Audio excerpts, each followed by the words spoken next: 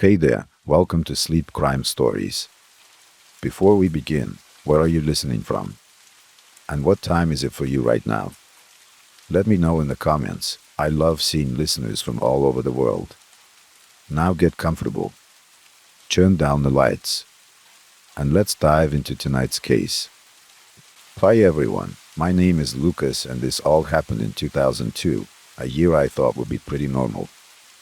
I'm a cop in a quiet little town in Maine. I was 27 years old at the time and my life was nothing to write home about. It never has been, and I'm very happy about that. I generally spent my days solving minor fights, patrolling the same streets and drinking coffee in a little coffee shop across the street from the police station, where everyone knows who I am. I married young and by that time I had 5 years with my wife Emily and 2 children, Eli and Nora, who are the most important things to me.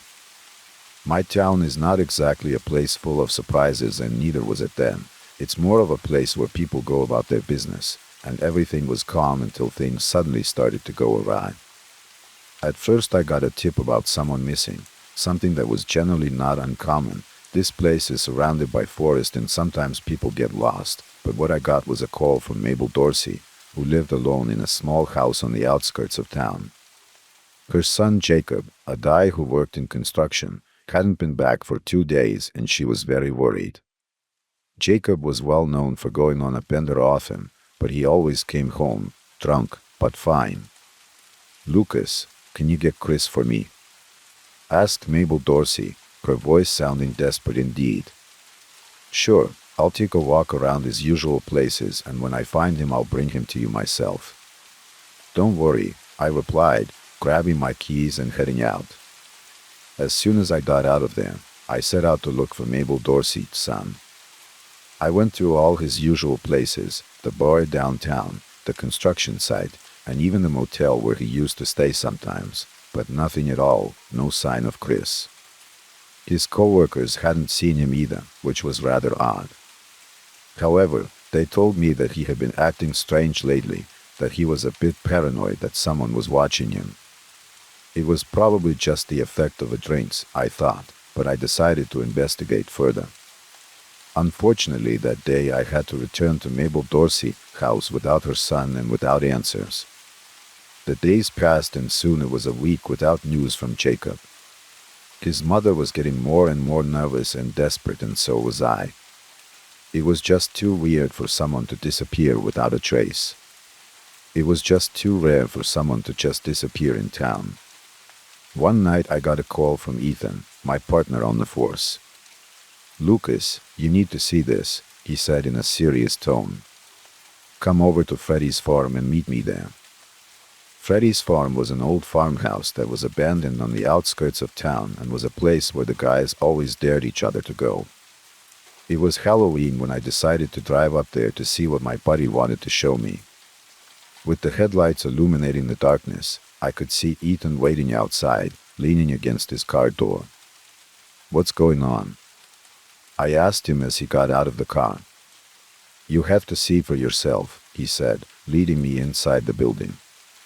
As soon as I crossed the threshold of the rickety old door, my sense of smell was met with an odd, musty aroma with a hint of something metallic that immediately made my skin crawl. Then Ethan shone his flashlight on the floor, and there I saw it. A dark stain, big and scary, soaking into the wood. "My God," I muttered, feeling my heart begin to pound. "Who the hell is it?" I asked my partner. "I have no idea," he replied, "but it must be recent, no more than a day old." This disturbing finding immediately put us on alert. We searched the place from top to bottom, but found nothing else. No bodies, no clues, no traces of violence. Nothing. Just that huge pool of blood. Since we couldn't find anything on our own, we called in reinforcements from the county, and before I knew it, the place was swarming with forensics. But they didn't find much either. It looked like someone had done their best to clean up the scene, but for some reason, they didn't bother to get rid of the blood that was left there. As the days passed, more people began to disappear. First it was Rachel, the waitress at the coffee shop, then old Frank, who lived alone in his house just a few blocks away from Rachel. Each case became stranger and stranger, always with no signs of a struggle and no witnesses. They had simply vanished. The town was nervous, and of course my wife was also very scared. I tried to calm her down, but the truth was that I was scared too, especially for our little ones. One night while on patrol, I got a call from her. "Lucas, you have to come, there's someone outside," she whispered. Her voice was shaky and barely audible. "I see a shadow near the barn, and I have no idea who it might be," she told me. "Stay inside, lock the doors, and go to the room with the kids." "I'll be there in 5 minutes," I told her, my heart pounding as I ran home. When I arrived, I found the children huddled with their mother, pale and scared. I told them everything would be all right and grabbed my flashlight, heading for the barn with the gun at the ready. The moon was bright, casting chilling shadows in the yard. As I approached, I heard a creak and a faint rustle. Then I opened the door and directed the light into the gloom. "Who's there?" I shouted, trying to sound firm despite the fear that consumed me. I was silent for a moment, but then a figure appeared. It was a dirty, gaunt, wild-eyed fellow. He was in the bones, dressed in torn and blood-stained clothes. "Jacob?" I asked, almost without recognizing him. "Help me, he's coming," he murmured in a raspy voice. "Who's coming?" I inquired, carefully approaching, but before I could answer, he collapsed on the floor. I immediately called an ambulance, and when Chris arrived at the hospital, he was a mess. His condition was critical, but at least he was alive, and as soon as he came to, he started telling a chilling story. Jacob said he had been kidnapped by a guy he called the Bone Keeper. This man, he would take people and hold them captive in a sort of bunker buried somewhere deep in the woods, feeding them just enough to survive, until he decided to harvest them, as he said, according to Chris. Fortunately, he managed to escape in time. When I told all this to the county sheriff, a search was immediately organized. My companions and I spent days exploring the forest, but found nothing. The disappearances continued and the panic in town was increasing. It was like being trapped in a nightmare, knowing that there was someone lurking, and as it was, he seemed to always be one step ahead of us. One night, I was at home trying to relax with Emily and the boys, when suddenly the power went out. The sudden darkness was disconcerting, but I quickly started looking for my flashlight. Suddenly the phone rang, and my heart started pounding. "Lucas, it's Ethan. You need to come to the station, now," he said, the urgency in his voice palpable. I grabbed the keys as soon as I hung up and told Emily to stay put, secure everything, and not to leave the house under any circumstances. Then I drove to the station in a hurry. When I arrived, I met Ethan with an expression on his face that I would never forget. "We got him," he said. "Who?" "The collector." I asked, almost in disbelief. "Yes, at the old quarry. You're not going to believe it, Lucas." We headed there right away. It was a long abandoned and overgrown place, but in the middle of a hidden clearing we found a makeshift bunker, just as Jacob had described. But despite what we already knew, no one prepared us for what we would find in there. When we managed to descend into the bunker, we found all the missing people from the town, some alive, some not. The sight was horrifying, macabre, and grotesque. It was so shocking, I found it hard to stand. The people that were in the bones, almost unrecognizable. There were remains of food and feces everywhere, but definitely the most chilling was that the half-decomposed bodies of those who were no longer with us were scattered in several places, but several of them had been opened and their bones removed. That was the most horrible and macabre thing I had ever seen in my life, and it remains so to this day. / the collector himself was there. He was a middle-aged guy with an expressionless face and an eerie calmness. He offered no resistance to the arrest, nor did he utter a word, just smiled with a cold, vacant grimace as we put him in handcuffs and transported him to the police station. The next few weeks became a whirlwind, with reporters everywhere and endless questions. Fortunately, all the people who were rescued alive managed to recover, while the bodies of the deceased were cremated and the ashes delivered to their relatives, this under the approval of themselves, since after the discovery we decided to talk to our neighbors and explain to them without being too explicit, of course, of the conditions in which the bodies of their loved ones were found. And we warned them that for sure they would not want to keep that last image of them, so everyone agreed that the best thing would be the cremation.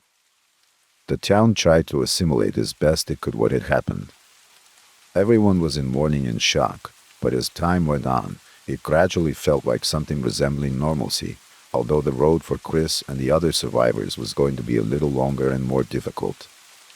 The bone keeper, whose real name I prefer to keep anonymous, kidnapped these people and starved them to make them very thin, then murdered them, opened their bodies and extracted their bones, which he collected in the basement of his house, which was quite far from the village and very close to the forest. This man lived in the village, but practically never left his house, so no one knew him. The bone keeper was tried and sentenced to life imprisonment without the possibility of leaving. The horror he caused in our town will never be forgotten, but at least I was reassured to know that he would never hurt anyone again. My name is James and I'm a practicing police officer, but right now I'm enjoying a break because what I experienced a few weeks ago was so terrifying. The department simply decided to grant me a little time off to recuperate. But honestly, I still find it hard to believe how I haven't resigned. I was always a person who was afraid of the dark, but it wasn't a normal fear. It was a phobia that was with me since childhood. Nyctophobia, it's called. Yes, I know that sounds weird for a police officer, but I really wanted to get better, face my demons, and help people. No one was going to tell me I couldn't do my job, and I wouldn't let my stupid phobia rule me, although at first I still felt a little fear. However, with training and some therapy, I gradually gained more confidence and finally managed to become the officer I always wanted to be. However, there was one day when my badge, my training, and all my courage completely fell apart, without me being able to do anything about it, and the worst thing is that it happened in the least expected place. It was a normal day at the police station. We had already arrested a strange guy who was trying to assault a girl, when suddenly we got a call from a terrified victim. The girl was saying that we should go soon, that her boyfriend was a psychopath, a real bloodthirsty monster. We immediately went to the place, and when we arrived, there they were, the girl, visibly frightened, and the alleged criminal. The guy was about 2 meters tall, really tall, and looked at us with a blank expression. At first glance he didn't look like a threat, but after seeing how nervous the girl looked, we knew there was something serious there. She was unharmed, but her face reflected a fear that I will never forget.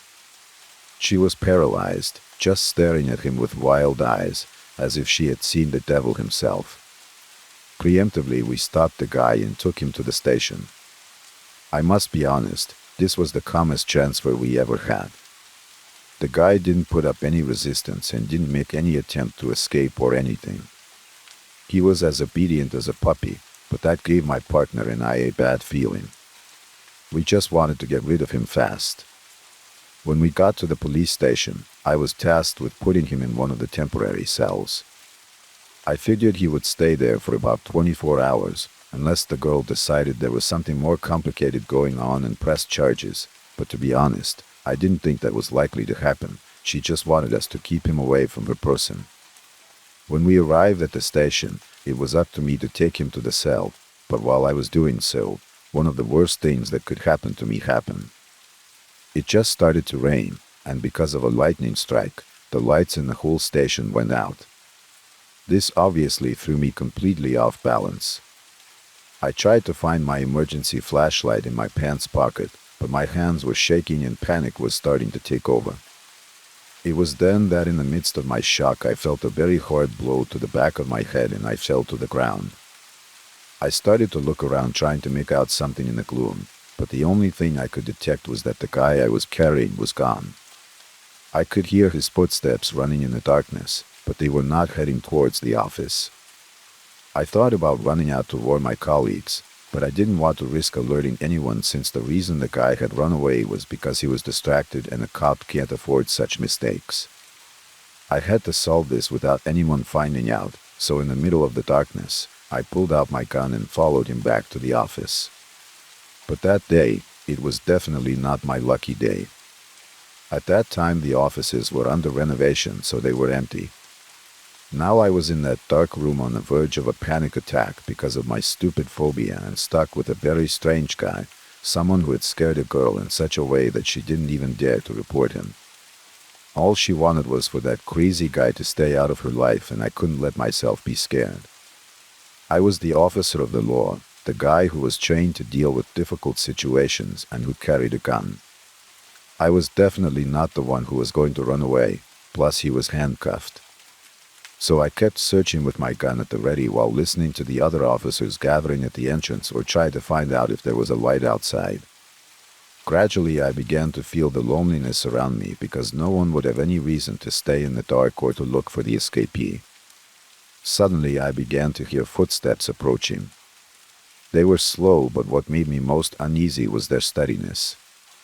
They definitely didn't sound like the footsteps of someone trying to flee or hide. At that moment, something clicked in my head. I understood that this guy hadn't gone in there to hide from me, but to catch me. I was the prey here, and it was me who should be afraid, not him. Suddenly, the footsteps quickened. The man was coming straight at me, zigzagging, but I was so overwhelmed that I couldn't decipher where he was approaching from, so I started looking in all directions without managing to see anything.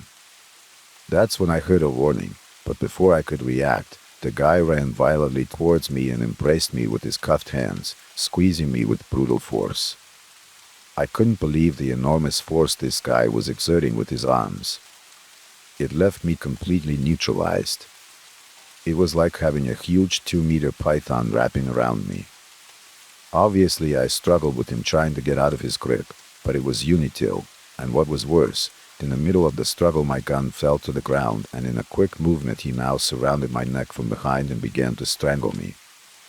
I tried to resist and repel him in 1,000 ways, but it was useless.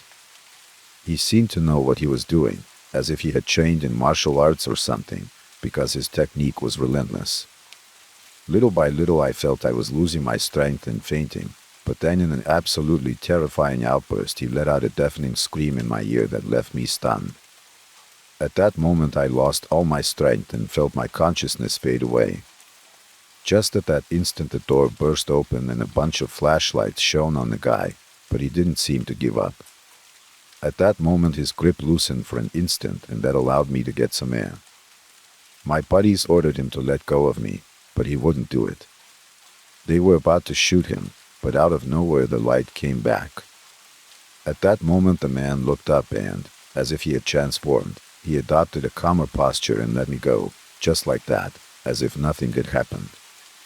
I fell to the ground, crying and gasping, while the other officers arrested him again and led him to a dungeon. Finally, the nightmare was over.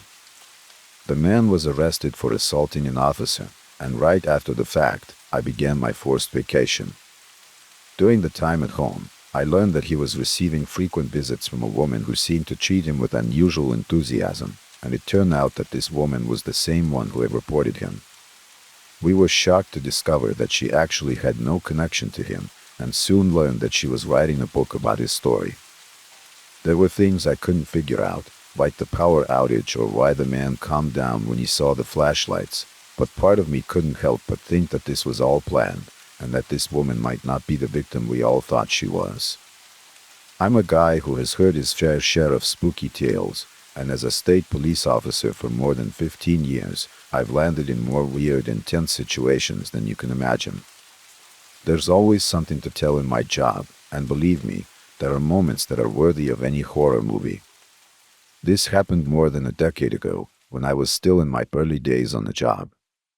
It was nighttime, and I was out patrolling an interstate highway around 3 o'clock a.m., a time when the place becomes much more eerie and even dangerous.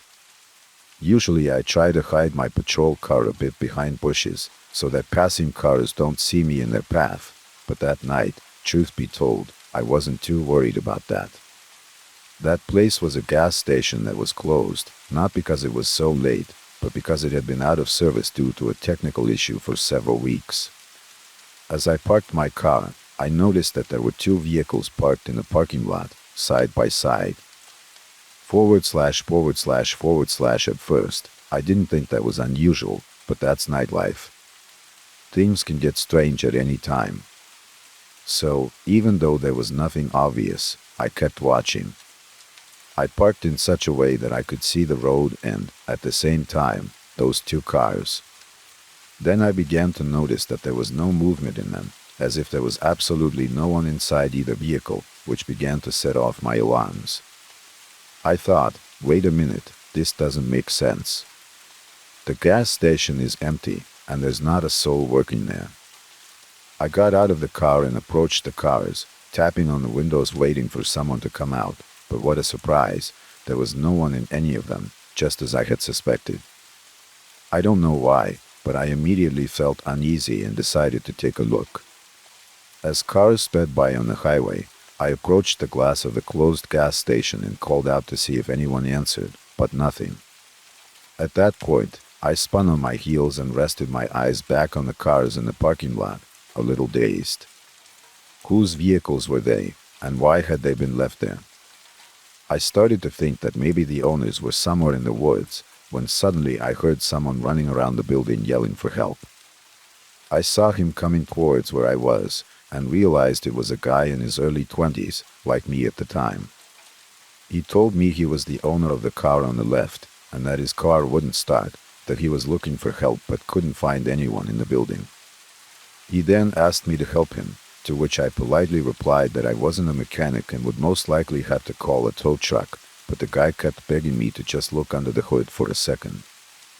I finally agreed, so he walked around to the driver's side, popped the hood, and I peeked under. The truth is, I didn't even know what to look for because I've never been a car expert. I asked him if the battery had died, but he looked at me and said he didn't think so. Something in his attitude didn't fit me. His look was strange, as if he was distracted looking for something. At that point, I already had a sense that something was wrong, and I began to feel that this night was going down a bad path. I became alert and directed all my attention towards him. Then I noticed that the guy was looking around in a very strange way, almost nervously. That's when I asked him if he was sure that his car had no problems before he got there, and he just answered, "I don't think so," while he kept looking around. At that point, I looked at the car parked next to him and asked him whose car it was. "I have no idea," he told me. "I just decided to stop here to see if I could find a bathroom." By that time, his demeanor already gave me a bad feeling, but his response finished convincing me that something was definitely not right here. At first he told me he had stopped to get help for his car's malfunction. Then he told me the car had no malfunctions, and now he was coming out with that he was just looking for a porta potty. It was clear that something didn't add up. That's when I noticed something else. The guy suddenly looked away, and I realized he was looking at someone, or something, behind me. I turned to see what was going on, and just at that instant, another guy appears approaching with a knife in his hand. My instinct kicked in quickly. I immediately pulled out my gun and pointed it at him. The guy, scared, dropped the knife and raised his hands, just like guy number one. It was a relief, but I knew I had to act fast. I called for backup while holding the two at gunpoint. First I cuffed the one with the knife and put him in the back of the squad car, and then I pulled another pair of shackles out of my glove box and cuffed the other guy as well, making it clear that I wasn't going to let them get away. As soon as backup arrived, I decided to go to the back of the gas station, where the first guy had originally approached, and what I found there was one of the most terrifying images I've ever seen in my entire career. There were two fresh bodies wrapped in garbage bags, and worst of all, they were cut into pieces to fit the damn bags. Next to them, there was a shovel resting on the ground, right at the edge of the woods. It was obvious that they were planning to dispose of those bodies somewhere in the woods by the side of the road, and you could tell they were in a hurry. Those two guys were probably the most idiotic criminals I had ever had to deal with. In the middle of the state, they decided to bury two bodies behind a gas station on an interstate highway. After that incident, I finished my rounds and went home with my head full of dark thoughts, knowing that I could have been in a fatal situation. That night, fear and adrenaline took over, and I couldn't sleep a wink for several days. This experience stuck with me, reminding me that, in my line of work, you never know what the next turn will bring. I was driving home from the sheriff's office that day, happy that the night was finally coming to an end. I was barely a couple of miles from home when 911 dispatch called me. "Hello, are you Officer Jake? We have a report of a fire at 22 Close Street near the Alchemy restaurant. Firefighters are already on their way." After receiving the call, I didn't hesitate for a second, turned the car around and sped toward the location I was directed to. The 911 operator was guiding me as I drove. After making the last turn, I reached the street and immediately knew I had arrived at the scene, as the first thing I saw was a vehicle on fire, parked on the sidewalk right in front of the restaurant, which had also been hit by the fire. I quickly stopped and got out of the patrol car with my weapon ready to fire if necessary. The vehicle burning in front of the restaurant was a large pickup truck that was completely engulfed in flames, which was strange because there was no sign of an accident. Although we had not yet checked the area enough to be sure it was not an accident, my instinct was telling me that this was something someone had done on purpose. At that instant, I heard a woman yell from the self-service area, so I immediately alerted the department. "I need backup at 22 Close Street. The street is closed. We need to get in now." The operator responded, "Backup is on the way. They'll be here in 5 minutes." But just as I was about to calm down, I heard another scream. Damn it! There was a person in trouble, but I wasn't sure where exactly the scream was coming from. "I'm coming in," I warned the operator. "No, do not go in. Repeat, do not go in. Backup is on the way." "Stand by," she told me. I disconnected the radio and gripped my gun tighter. I could hear the sound of the fire truck approaching, but there was no sign of my colleagues. At that point, I decided to disregard the order and slowly advanced into the restaurant, even though I had a bad feeling. I had to be prepared because there was a 99% chance that someone dangerous was in there. Once inside, I saw the fire crew starting to fight the fire, and the adrenaline started to rush. The restaurant was in darkness, but the light coming from the burning truck, along with the red sirens of the fire truck, illuminated the place dimly, but in a terrifying way. It was then that, in a corner, I saw a woman with a face of despair, as if she was waiting for death to overtake her. Closer to her, a couple of grandparents had crawled under a table, trying to hide. There was also a guy in a chair with a black eye and a swollen jaw. Clearly, someone had beaten him up. My eyes scanned the whole place, and I didn't see anyone else. The woman in the corner looked at me, and with trembling hands pointed toward the bathroom door without saying a word. Then I raised my gun and shouted, "I'm the police. Come out wherever you are." But the door didn't move, and not a sound came out of there. "You can't escape. We are surrounding the place. Come out right now," I said again in a louder tone. "You're worse than my wife," replied a voice from the bathroom. At that moment, the door opened and a huge man appeared who looked so scary that for a moment my skin crawled. The man took a couple of steps forward and looked at me. "Don't move," I said. "Do you have any weapons?" "Of course not. I'm a real man, and I can handle myself with my bare hands." "Come on, officer, drop that gun and face me like a man," he said while smiling in a strange way. "No, I'm not here to fight you, buddy. Don't get confused. Put your hands up, and if you bring a gun, I advise you to put it on the floor right now," I replied. "I don't need a gun to put my cheating wife and her worthless lover in their place," he retorted. "Please help us, officer," shouted the woman in the corner, who I quickly deduced was the wife the guy was talking about. "You need to be more specific, honey." "Who do you mean by, help us, you and me, or you and him?" the guy in the bathroom said. Tension was in the air. But then the guy, full of rage, kicked a nearby table, breaking a bunch of plates and glasses, and further increasing the nervousness of everyone in the place. "I'm not the idiot you cheat and get away with it.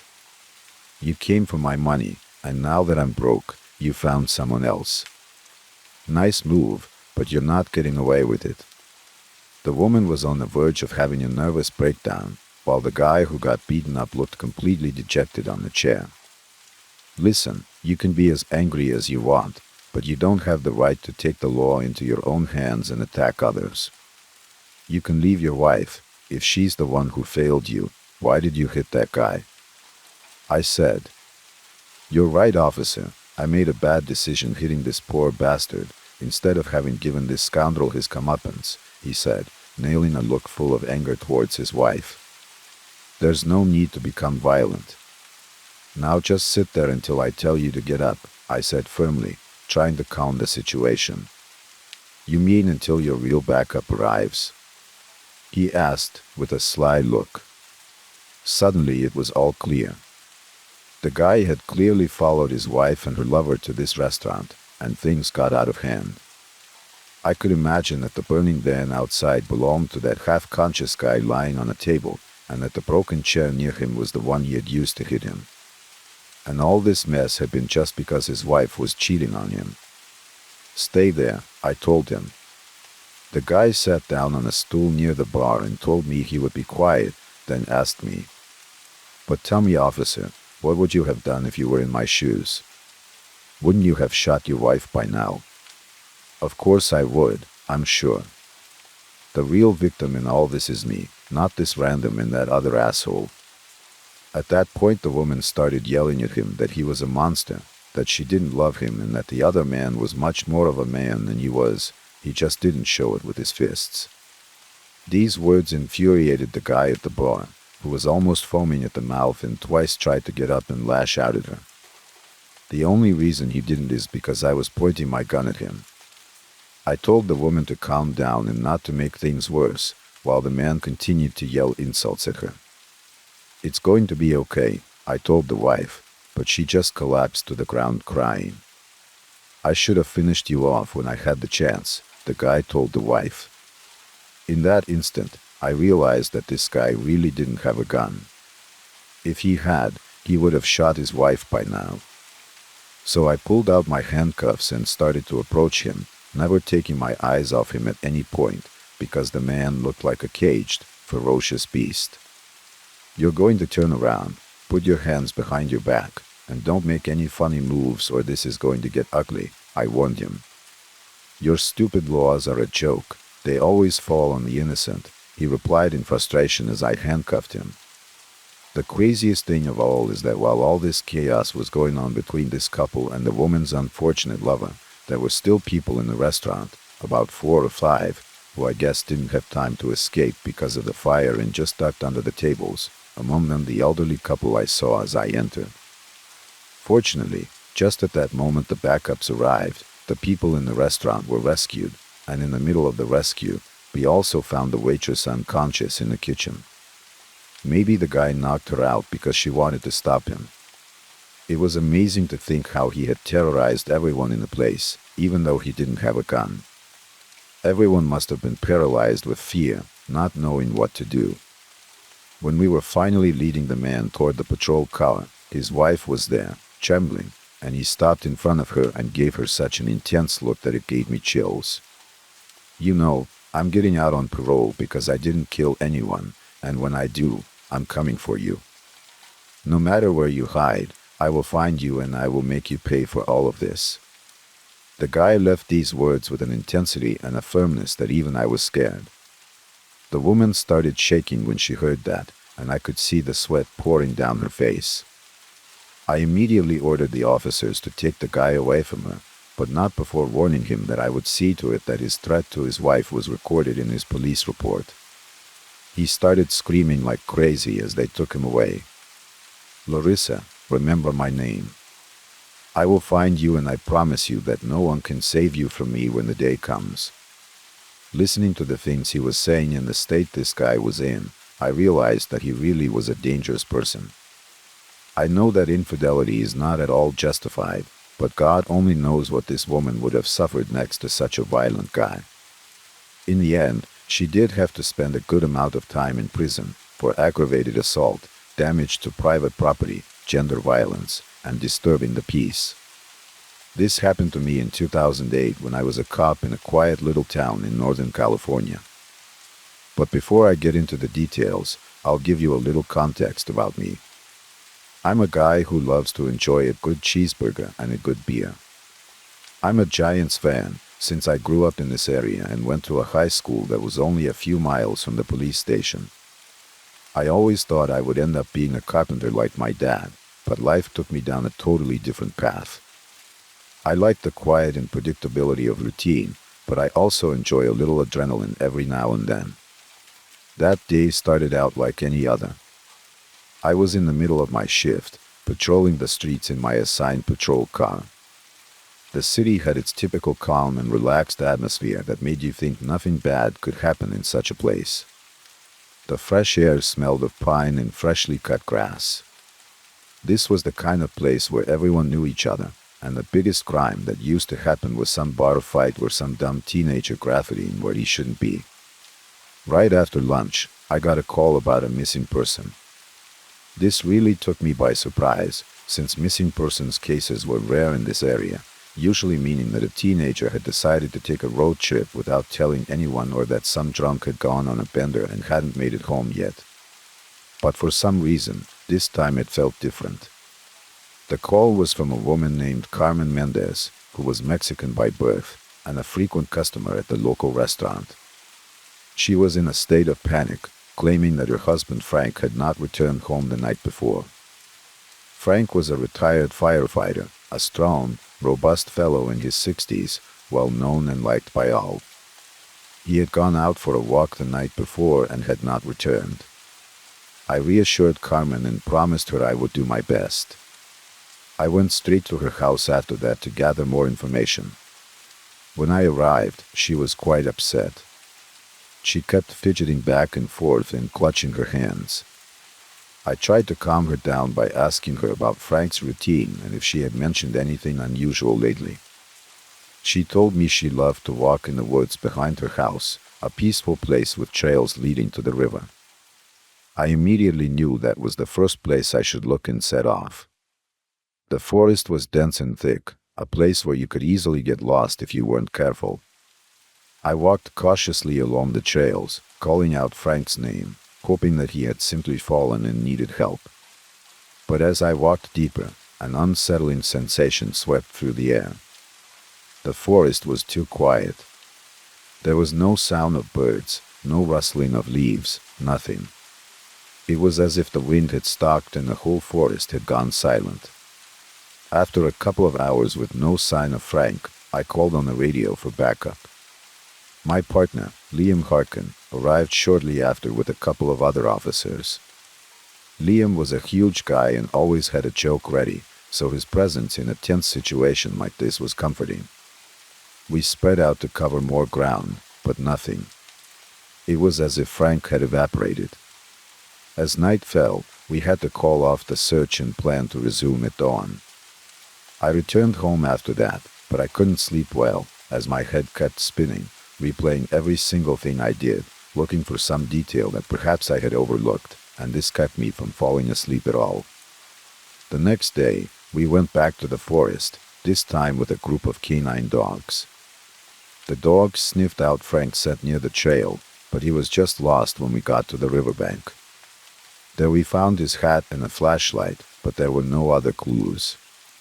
It didn't make sense. Frank knew those woods like his own hand. He never wandered far, and there was no sign of a fight or anything indicating violence. 5 days passed and Frank was still missing. The town was restless, everyone muttering theories and speculating. Some said he had a heart attack and fell into the river, but the divers found nothing. Others thought maybe a wild animal had attacked him, but there were no footprints or traces of blood or clothing to back that up either. Frank's disappearance was a complete mystery, and of course there were those who attributed it to an alien abduction or something out of this world. That is, it's California, and let's say that Hollywood has penetrated deep into the collective imagination. The truth is that I couldn't let it go. This was something that ate me, so I spent all my free hours combing the woods, looking for any kind of answer. But one night, just as the sun was beginning to set, I came across something strange. A clearing deep in the forest that I had never seen before. In the middle there was an old abandoned cabin, almost completely covered by weeds and moss growing uncontrollably. It was very strange because I had never seen this place before, and I don't think anyone else knew it existed. The cabin must have been very old, because the deterioration was noticeable, the windows were broken, and it looked like it had been uninhabited for a long time. I approached cautiously, with my hand on my gun. I opened the door, which creaked noisily in the silence. The air inside was musty and damp, while a few motes danced in the light streaming through the windows. I found a bed made of straw, a table with old food cans, and a pile of yellowed newspapers. As I looked through them, I noticed that they were dated in the late 1980s, and all spoke of missing persons. My heart was pounding as I read. Each article told the same story. Someone had disappeared in the woods and was never seen again. I snapped a few pictures with my phone and hurried back to the station, my mind racing. Of course. I showed the photos to Liam and the boss, but they failed to see the connection I had made.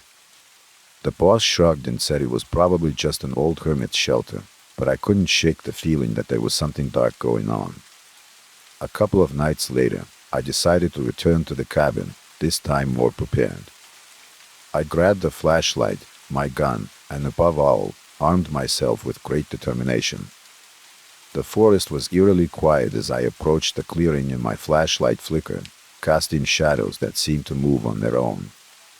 The cabin was just as I had left it, but now I noticed a detail that had escaped my notice. There was a trapdoor in the floor, partially covered by a rug, something that immediately attracted my full attention. I pushed the carpet aside and opened it, revealing a wooden staircase descending into the darkness. The air below was cold and damp. I reached down with my flashlight and the light barely illuminated what was at the bottom. A narrow tunnel stretched out in front of me. Of course I followed it and my footsteps echoed in the narrow tunnel. After what seemed like an eternity, the tunnel finally opened up into a much larger room, and what I saw there froze my heart. The walls were covered with photos and newspaper clippings of missing people, including Frank. In the center, there was a chair, and in it was Frank, bound and gagged, but alive. His eyes widened like saucers when he saw me, in a mixture of shock and relief. I ran to him quickly, tearing at the ropes that held him prisoner. He was weak and dehydrated, but managed to mumble, "Thank you." I helped him up and we hurried back down the tunnel, moving as fast as he could. We got out of the cabin and I heard a noise behind us. Then I turned and saw a guy standing in the doorway, a wild look in his eyes. He was tall and scrawny, with an unkempt beard and eyes that seemed to pierce the gloom. As he got closer, his rough, menacing voice made me shiver, but I drew my gun and pointed it at him. "Get away," I warned him, keeping my voice steady despite the terror coursing through me, but the man let out a chilling laugh and said, "You think you can stop me?" He shouted and lunged toward us. I fired a couple of shots and the sound of the shot echoed through the woods, samples of the man falling to the ground, clutching his leg. I didn't wait to see if he would get up again. I just helped Frank into the car while I radioed the station, alerting them to the situation. When we sped into town, Frank was taken to the hospital where he made a full recovery within a few days. The guy, who identified himself as Ronald Graham, turned out to be a homeless man with a long history of mental problems. He was arrested and charged with multiple counts of kidnapping and murder. He confessed that he had kidnapped Frank and 10 other people over the course of more than 20 years, but the most chilling thing is the reason he did it. The man would hold his victims captive in that old cabin for days before murdering them, chopping them up and consuming them as food, as if they were something to hunt. The town was shocked by the news. People began to lock their doors more carefully each night, and the woods became a place everyone feared. For me, bringing Frank back was a blessing, but everything that was discovered afterwards left me with a deep sense of unease and shock, and made me think about many things. How was it possible that this demented one could have committed such atrocities for 20 years without ever being caught? I'm still patrolling the streets and enjoying a good cheeseburger and a cold beer. However, there is a part of me that is always tense, always looking over my shoulder. The forest may have finally revealed its darkest secret, but the scars left by this macabre find are still there. A couple of years ago, I got a promotion and decided it was time to move to a new apartment. My old place was full of problems, and I knew I should have checked it out better before I moved. So as I started looking for a new home, I became a little heavy with questions. One day I decided to ask a realtor how thick the front door was.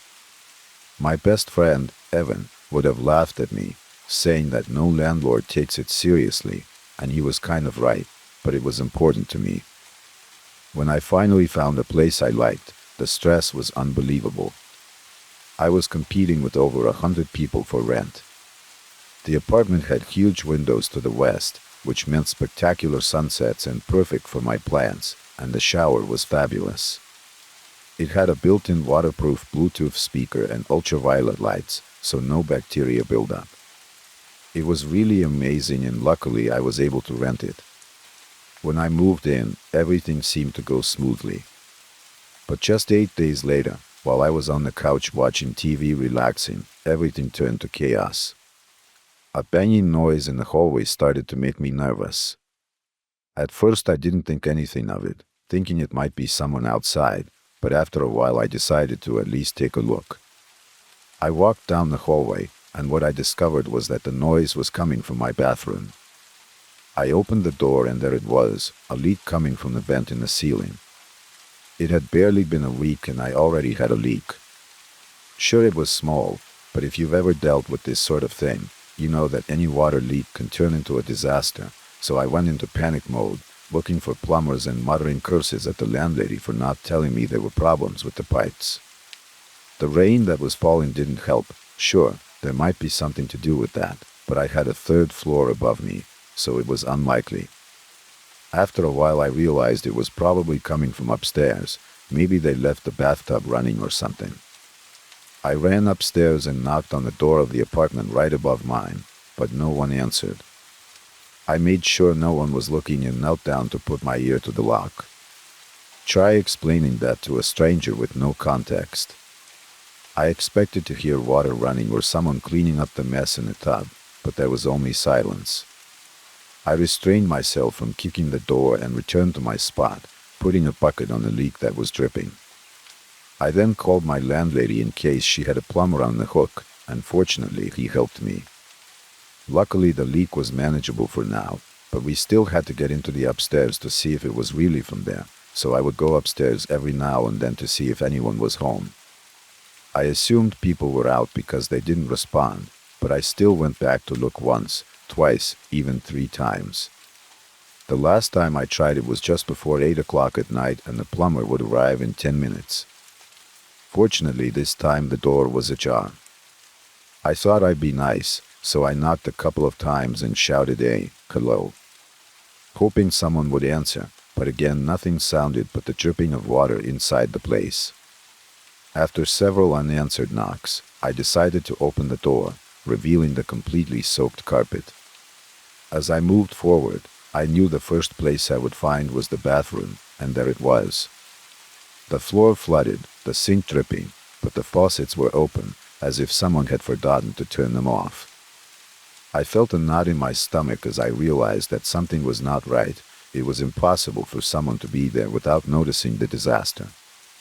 I moved forward cautiously, feeling a little weird about barging in like this, but the silence was getting heavy. As I got closer to the room, the feeling that something was very wrong grew, and when I saw her, I knew immediately that my fears were real. There she was, on the floor, lying face down with her eyes half open and her skin grayish. I had never seen someone like that before. Panic set in immediately. I didn't need to take her pulse to know it was bad. I tried to call her and get her to wake up, but no, it was too late. She was gone. I called 911 with my heart pounding in my chest and feeling very panicky. It was really traumatic. There I was, treading water on the floor, tirelessly resuscitating a corpse, begging her to wake up, but finally, after a while, I sat on the floor and accepted the inevitable. She was dead, and there was nothing more I could do. I had never cried like that for a stranger before. I didn't care to admit it, so I just sat there until I saw blue lights flashing outside. The police arrived and entered the apartment, searching everything while telling me it was okay and that I had done the right thing. We went down to my apartment where I sat down with tea and told them what happened. I talked about how the door seemed to open on its own, which meant that between 1935 and 1957, the girl or her killer had entered. I saw two officers exchange glances, and while I thought it was a wow moment, I eventually realized it was more like complicity. At first, they treated me like I was some poor guy who had found a crime scene, but soon things changed course. One of the policemen, who called himself Fight, invited me back to the station for a couple more questions. He assured me I wasn't in trouble, they just needed to clear up some details because of some new evidence that had come out. It seemed like a casual chat, so without giving it much thought, I agreed and went to talk to them in a room with no one else.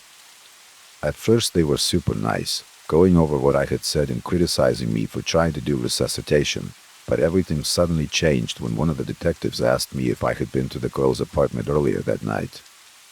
I told them I'd barely been here a week, that I wasn't the type to greet the neighbors with pies or anything. Then they asked if I knew anything about electricity, as if I had ever worked in that. I told them no, and it was my turn to ask them why such a weird question. That's when they blurted out that I was their prime suspect. The officer said it in such an unsubtle way that it made me uncomfortable. "Look, buddy, we're in a bit of a jam and we think you can give us a hand." They started acting like we were lifelong friends, thanking me for all the details I had shared. But there was one big problem. I mentioned that I had knocked on the door 3 times between 8 and 9 p.m., right when the death occurred, and they thought it was at 8:45 p.m. They asked me why I hadn't heard it. They asked me why I hadn't heard anything when I knocked the second time, and somewhere in the back of my mind, I understood that this was all very strange and confusing. I remembered every word of what they said, although they didn't seem to want to accuse me. I don't think they were saying it directly, but I knew they were trying to see me as a suspect. Unfortunately, it was easier to deduce it that way because my fingerprints were all over the place, my clothes had fibers on them, and there wasn't a single witness who could say that someone else had been in that girl's apartment, just me. Eventually it became obvious that the police had me in their sights, although I was never arrested. In the weeks that followed, my apartment was searched twice, and the police were always hanging around the building. I noticed that they seemed very interested in the wiring, and sometimes brought in electricians. That's when it dawned on me that they thought the girl had died from an electrical accident. Maybe the current had run through the water and electrocuted her. But if that was true, then I would be dead too, wouldn't I? Although the police never gave me many details about the investigation, I was pretty sure they believed I had something to do with the girl's death. Don't get me wrong, being considered the prime suspect is scary, but at the same time, I was never arrested, and after a while, everything seemed to calm down.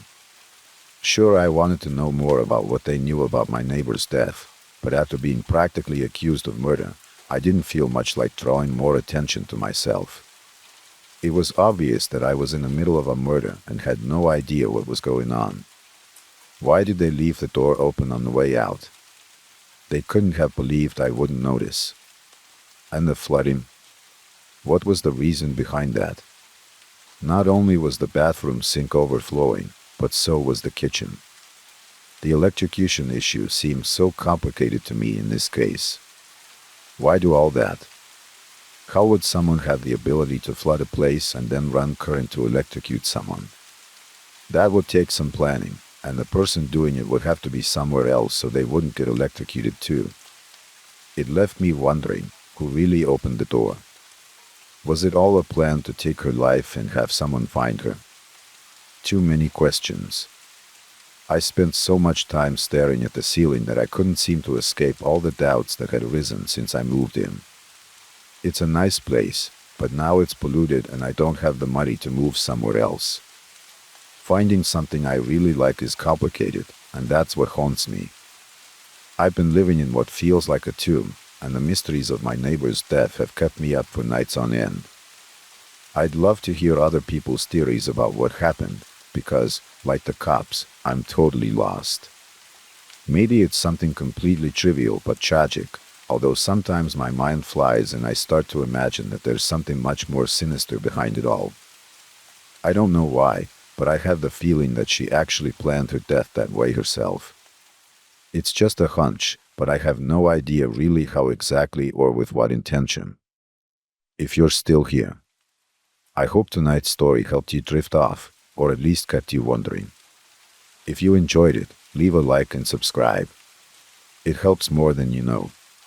And if you're already asleep, well, sweet dreams. This was Sleep Crime Stories. See you in the next case.